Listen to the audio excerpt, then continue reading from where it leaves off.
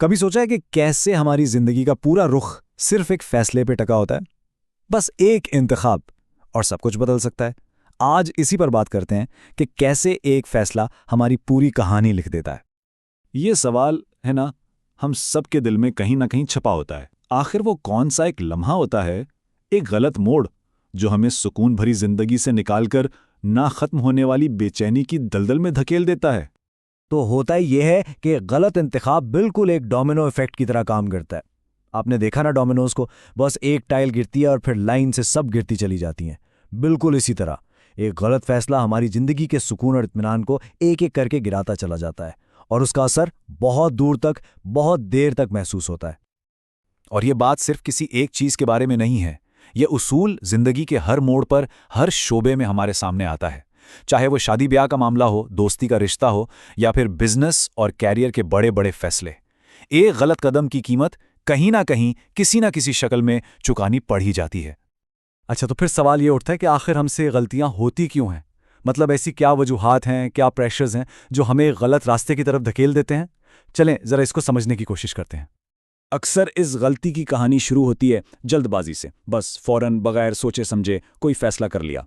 फिर दूसरी वजह होती है ज़ाहिरी चमक दमक। हम सिर्फ ऊपर ऊपर से देखकर मुतासिर हो जाते हैं।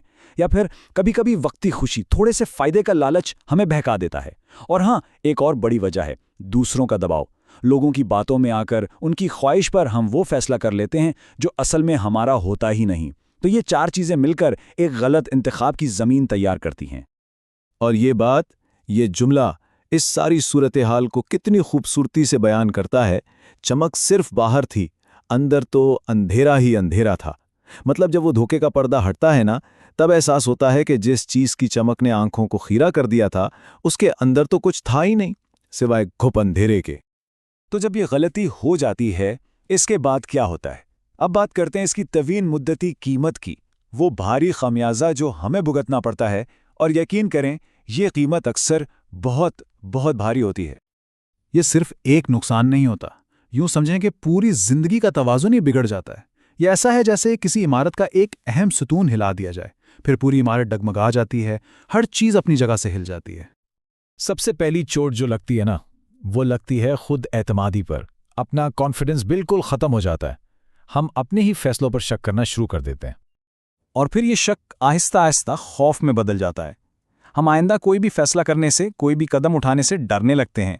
बस माजी की वो एक गलती हमारे आज और आने वाले कल पर एक साए की तरह मंडलाती रहती है। और नतीजा ये कि हम पछतावे के एक ऐसे चक्कर में फंस जाते हैं जिसका कोई अंत नहीं होता। माजी एक बोझ बन जाता है जिसे हम हर पल, हर लम्हा अपने कंधों पर उठाए फिरते रहते हैं।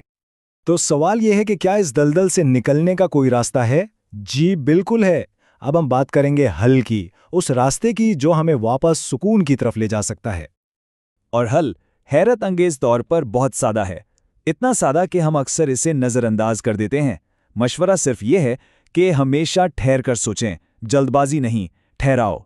कोई भी फैसला हो, छोटा हो या बड़ा, बस एक लम्हे के लिए रुकें और सोचने के लिए वक्त निकालें। देखें, हमारे सामने हमेशा दो रास्ते होते हैं। एक रास्ता है गलत इंतखाब का, जो शुरू में बड़ा आसान और पुरकशिश लगता है, लेकिन उसका अंजाम तवीन मुद्दती दुख पर होता है। और दूसरा रास्ता है सही इंतखाब का। हाँ, ये शुरू में मुश्किल जरूर लग सकता है, लेकिन यही वो रास्ता है जो आगे चलकर मुस्तकबिल में सुकून और इज्जत दिलाता है। और यही तो सारी बात का खुलासा है। एक दुरुस्त इंतखाब बज़ाहिर मुश्किल लगता है, मगर वही आगे जाकर सुकून और इज्जत का जरिया बनता है। कामयाबी और सुकून का राज इसी मुश्किल नजर आने वाले रास्ते को चुनने में है। तो आखिर में एक सवाल जो हम सबको खुद से पूछना चाहिए, क्या चीज़ ज़्यादा कीमती है, लम्हे भर की आसानी या फिर जिंदगी भर का सुकून? फैसला हमारा अपना है।